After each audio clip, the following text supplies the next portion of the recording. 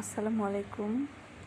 আজকে রান্না করছি ডিমের একটি খুব সহজ এবং খুব মজার একটি রেসিপি। প্রথমে আমি দুটো ডিম নিয়েছি, কাঁচা মরিচ পেঁয়াজ কুচি করে তার মধ্যে একটু হলুদ আর লবণ দিয়ে ডিমগুলো খুব ভালো মতো মেখে নিয়েছি। এরপর একটি তাওয়ার মধ্যে কিছু তেল দিয়ে তার মধ্যে ডিম ভাজি করার জন্য ডিমটা ছেড়ে দিলাম। ডিমটা এপিঠ ওপিঠ উল্টে নিয়ে আমি এগুলো পিস পিস করে কেটে রাখলাম।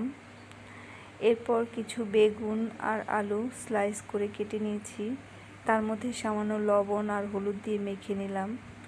তারপর একটি কড়াইতে একটু তেল দিয়ে সেই তেলের মধ্যে সেই মেখে রাখা বেগুন আর আলু ভালো মতো ভেজে নেব।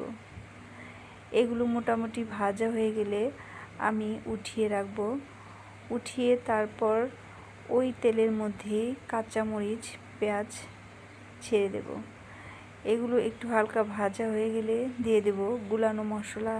এর মধ্যে আছে হলুদ গুঁড়া, ধনিয়া গুঁড়া, লবণ এবং জিরা গুঁড়া, সাথে মরিচ।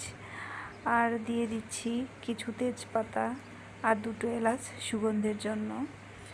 এরপর সেখানে ছেড়ে দিলাম সেই ভেজে রাখা বেগুন আর আলুগুলো।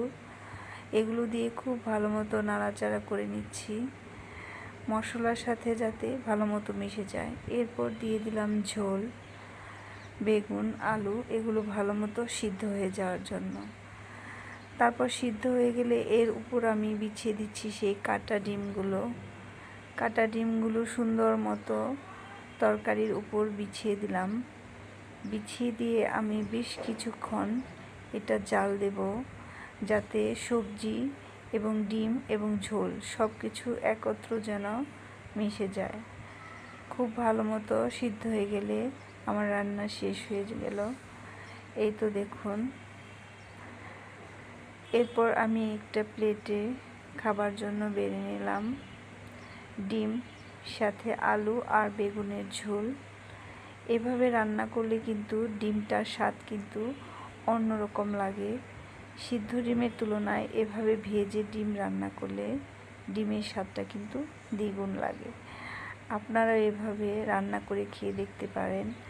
চমৎকার একটি রেসিপি আপনাদের সাথে শেয়ার করলাম।